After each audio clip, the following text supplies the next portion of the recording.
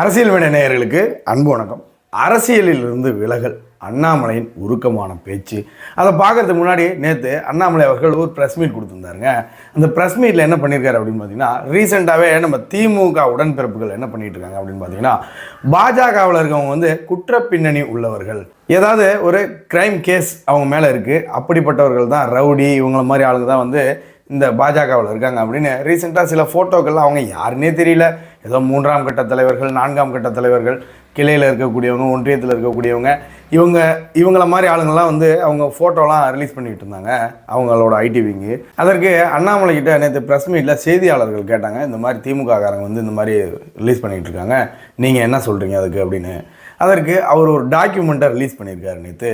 அது என்ன டாக்குமெண்ட் அப்படின்னு பார்த்தீங்கன்னா, திமுகவிற்கு வந்து ஒரு புதிய பெயரை சூட்டியிருக்கிறார் திரு அண்ணாமலை அவர்கள். என்ன பேர் அப்படின்னு பார்த்தீங்கன்னா, தி கிரைம் முன்னேற்ற கழகம் அப்படின்னு ஒரு புதிய பெயரை அந்த திமுக கட்சிக்கு சூட்டி, அந்த பெயரை வைத்தது மட்டும் இல்லாமல், அதாவது திமுகவில் உள்ள அமைச்சர்கள், எம்பிக்கள், எம்எல்ஏக்கள், கவுன்சிலர்கள், மேயர்கள், முன்னாள் மேயர்கள், துணை மேயர்கள் உள்ளிட்ட எல்லாத்தோட டேட்டா வெளியிட்டார். எல்லாரும் வந்து என்னென்ன குற்ற பின்னணியில் இருக்கிறார்கள், அந்த குற்றத்தை என்னைக்கு பண்ணியிருக்காங்க, அதாவது நாள், இந்த தேதியில் பண்ணியிருக்காங்க அப்படின்னு நாள் கொண்டு அவர் ரிலீஸ் பண்ணியிருக்காரு. அந்த டாக்குமெண்ட் வந்து பார்த்தீங்கன்னா 18 பேஜுங்க, 18 பேஜ் இருக்குது. உங்களுக்கு கிடைச்சா நீங்கள் வந்து கண்டிப்பாக அதை எடுத்து பாருங்கள்.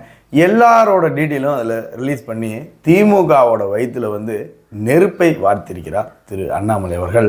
அதை வந்து நம்மளால் முழுசாக போட முடியலனாலும் நம்மளால் முடிஞ்ச அளவுக்கு நான் டிஸ்பிளே பண்ணுறேன், நீங்கள் பார்த்துக்கோங்க. முடியாத பட்சத்துக்கு நீங்கள் வந்து ட்விட்டரில் போனீங்கன்னா அந்த ஃபைல் வந்து, அந்த டாக்குமெண்ட் வந்து ஈஸியாக கிடைக்கும், நீங்கள் பார்த்துக்கலாம்.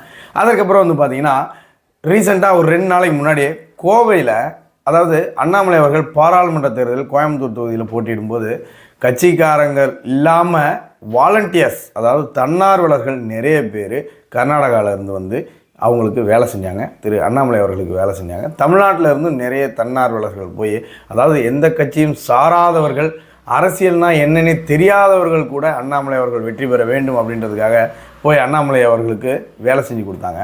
அந்த வாலண்டியர்ஸ் எல்லாம் அழைத்து அவர்களுக்கு நன்றி சொல்லும் ஒரு விழாவை நடத்தி அதில் தனது உரையையும் ஆற்றியிருக்கிறார், தனது நன்றியையும் சொல்லியிருக்கிறார் திரு அண்ணாமலை அவர்கள்.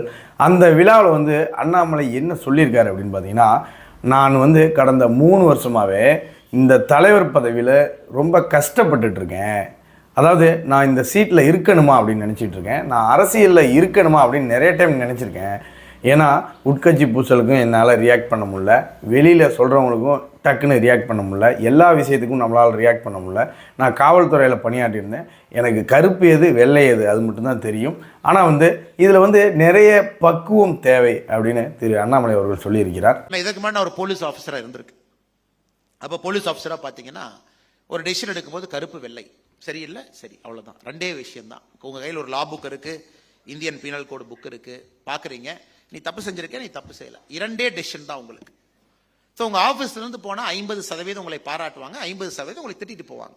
ஏன்னா 50% மட்டும்தான் நீங்கள் தீர்ப்பு கொடுக்க முடியும், நியாயம் கொடுக்க முடியும். ஸோ பட் நீங்கள் அரசியல்வாதியாக மாறினதுக்கப்புறம் எனக்கு ஒரு கஷ்டமான 3 ஆண்டுகள், கடந்த 3 ஆண்டுகள் என்னுடைய வாழ்க்கையில் எனக்கு 40 வயசு ஆச்சுங்க.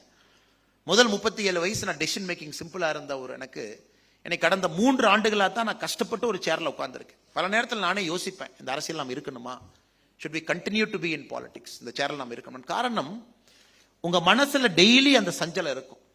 you have to make a lot of compromises to stay in politics, to continue in politics, to do politics. ஒரு சாதாரண மனிதனை போல எது எடுத்தெறிஞ்சு பேச முடியாது, சாதாரண மனிதனை போல வாழ்க்கையில கருப்பு வெள்ளை அப்படின்னு பார்க்க முடியாது, ஒரு சாதாரண மனிதனை போல இவன் சரியில்லை இவன் சரின்னு நம்ம சொல்ல முடியாது. நம்ம மேல ஒரு பிரச்சனை, நம்மளை தவறா புரிஞ்சுக்கிட்டு ஒருத்தவங்க திட்டுறாங்கன்னா கூட பொறுத்துக்கணும். ஏன்னா ஒருத்தருக்கும் பதில் சொல்ல ஆரம்பிச்சா நான் காலையிலேருந்து நைட்டு வரைக்கும் பதில் மட்டும்தான் சொல்ல முடியும். அல்லது நம்மளை பற்றி அபாண்டமான குற்றச்சாட்டுகள் ஒரு பத்திரிகையில் வருதுன்னா அதையும் படிக்கணும், அதுக்கும் ரியாக்ட் பண்ணக்கூடாது, கம்முன்னு இருக்கணும். அல்லது கட்சிக்குள்ள நீங்கள் சார்ந்திருக்கக்கூடிய கட்சியில உங்களை பற்றி ஏதாச்சும் ஒரு கருத்துக்கள் சொல்றாங்கன்னா அதையும் பொறுமையா கேட்டுக்கணும், அதுக்கும் நீங்க ரியாக்ட் பண்ணக்கூடாது. இந்த பக்குவம் எல்லாருக்கும் வரணும் அவசியம் இல்லை. அது பக்குவம் இருக்கிறனால நான் நல்ல மனிதர்னு அவசியம் கிடையாது. இன்னைக்கு யாரெல்லாம் இந்த அரசியலை பார்த்துருக்கீங்க, அரசியலுக்கு வரணும்னு நினைக்கிறீங்க, இதுதான் உங்களுக்கு வைக்கக்கூடிய முதல் பரீட்சை. இது ஃபர்ஸ்ட் டெஸ்ட் ஆஃப் ஃபயர். ஏன்னா முன்னாடி சுதர்ஷன் அவங்க பேசினாங்க, ரமேஷ் அண்ணா வந்து அண்ணா சூப்பர், மாநகர் மாவட்டம் உங்களுக்காக தன்னுடைய கையை வரவேற்று காத்திருக்குன்னு சொல்லிட்டாங்க. ஆனால் தலைவரே சொன்னதுக்கப்புறம் நாம ரெடி ஆகிட்டோம். தலைவர் வந்து ரொம்ப என்கரேஜிங்காக இருக்காங்க, நான் அரசியலில் போய் சேரணும். இதெல்லாம் நீங்கள் அரசியலில் சேர்ந்த பிறகு நடக்கக்கூடிய விஷயங்கள். அரசியலில் சேர்ந்த பிறகு நடக்கக்கூடிய விஷயங்கள். அதுவும் பாரதிய ஜனதா கட்சியில் நாங்கள் அடிக்கடி என்ன சொல்லுவோம் அப்படின்னா, பிஜேபி கட்சியில் நீங்கள் சேர்ந்தீங்க அப்படின்னா இந்த கட்சியை பொறுத்தவரை ஒரு வித்தியாசமான ஒரு கட்சி, தேசத்தை முதன்மைப்படுத்தக்கூடிய கட்சி. there is no question of somebody can make money in BJP. அதனால் இங்கே எல்லோரும் தன்னுடைய தனிப்பட்ட ஒரு இன்பமாக இருக்கட்டும், தனிப்பட்ட நிம்மதியாக இருக்கட்டும், தனிப்பட்ட சொத்தாக இருக்கட்டும், அது இழந்து தான் பாரதிய ஜனதா கட்சியில் எல்லாருமே பயணம் பண்ணியிருப்பாங்க. நீங்கள் பழைய தலைவர்லேருந்து எடுத்து பாருங்க, கடந்த ஒரு 40 ஆண்டு கால வரலாற்று எடுத்து பார்த்தீங்கன்னா, இந்த கட்சியில் சேர்ந்து ரியல் எஸ்டேட் பண்ணி அதன் மூலமாக சம்பாதிக்கலாம். இந்த கட்சியில் வேலை இல்லை. இந்த கட்சியில் சேர்ந்த நாள் நமக்கு யாராச்சும் வந்து கமிஷன் கொடுப்பாங்களா? இந்த கட்சியில் அந்த வேலை இல்லை. அதனால் இந்த கட்சியினுடைய தலைவர்கள் பார்த்தீங்கன்னா பெரும்பாலும் எதையாச்சும் இழந்திருப்பாங்க. they would have lost lot of things. ப்ராப்பர்ட்டியிலிருந்து, சொத்திலிருந்து நிறைய பேர் பார்த்தீங்கன்னா சொத்தை வித்தெல்லாம் அந்த கட்சிக்கு வந்து செலவு பண்ணியிருக்காங்க. அப்படிப்பட்ட ஒரு நோபுலான கட்சி. அதனால தான் அந்த கட்சி பார்த்தீங்கன்னா it has got a soul. எந்த கட்சிக்கும் இல்லாத ஒரு ஆன்மா பாரதிய ஜனதா கட்சிக்கு இருக்கிறது. காரணம், இங்க இருக்கக்கூடிய மனிதர்கள் அப்படிப்பட்டவர். தன்னுடைய செல்வத்தை எல்லாம், நிம்மதி எல்லாம், பொருளை எல்லாம் இழந்து இந்த நாடு நன்றாக இருக்க வேண்டும் என்று நினைக்கக்கூடிய அன்பர்கள் பாரதிய ஜனதா கட்சியில் அதிகமாக இருக்கிறனால this party has got a spirit. அந்த வீடியோவை முழுசாக பார்க்குறவங்களுக்கு தெரியும். அதில் கடைசியாக என்ன சொல்லியிருப்பார் அப்படின்னு பார்த்தீங்கன்னா, நம் தலைவர்கள், பாஜகவில் உள்ள தலைவர்கள் வந்து நிறைய விஷயத்தை இழந்து இந்த கட்சிக்காக வேலை செஞ்சுருப்பாங்க, இந்த நாட்டுக்காக வேலை செஞ்சுருப்பாங்க. மற்ற கட்சியிலலாம் பார்த்தீங்கன்னா வந்து, அதாவது கட்சி பொறுப்புக்கு வந்தாங்கன்னா நிறைய சம்பாதிப்பாங்க, நிறைய கமிஷன் வாங்குவாங்க. ஆனால் பாஜகவில் இருக்கவங்க அப்படிலாம் இல்லை அப்படின்னு சொல்லியிருப்பார். அந்த இடத்தில் தான் பாஜக தவறு செய்கிறது என்பதை நான் இந்த இடத்தில் சொல்லிக்கொள்கிறேன். அதாவது நிறைய இடத்துல நான் சொல்லியிருக்கேன், இந்த இடத்துல நான் சொல்கிறேன். அந்த இடத்தில் தவறு செய்கிறார்கள். அந்த தவறினால்தான் இன்று தனி மெஜாரிட்டி, தனி பெரும்பான்மையையும் இழந்து நிற்கிறது பாஜக அரசு, மத்திய அரசு அப்படின்றத நான் உறக்க சொல்கிறேன். என்னன்னு பார்த்தீங்கன்னா, அதாவது அவன் கையிலிருந்து நிர்வாகி அவன் கையிலிருந்து எவ்வளோ நாளைக்கு செலவு பண்ணிகிட்டு இருப்பான். நீங்களே நினச்சி பாருங்கள். ஒரு திமுகவோட கிளை செயலாளர் எடுத்துக்கோங்க. அந்த கிளை செயலாளர் வந்து தாம் தூம்னு செலவு பண்ணுறான், தாம் தூம்னு கமிஷன் வாங்குறான், பயங்கரமாக கமிஷன் அடிக்கிறான். அவன் கட்சியை விறுவிறுன்னு வளர்த்துருக்கான். இவ்வளோ நெரட்டிவ் செட் பண்ணியும் 40 தொகுதிக்கு திமுக ஜெயிக்குது அப்படின்னா, நம்ம இப்படியே தேசம், தெய்வீகம், தேசப்பற்று, அந்த பற்று, இந்த பற்றுன்னு பேசலாம், தவறில்லை. ஆனால் வந்து தமிழ்நாட்டை பொறுத்த வரைக்கும், தமிழ்நாடு அரசியலில் நீங்கள் முன்னாடி நம்ம வீடியோவில் எடுத்து பாருங்கள், நான் முன்னாடி சொல்லியிருப்பேன்.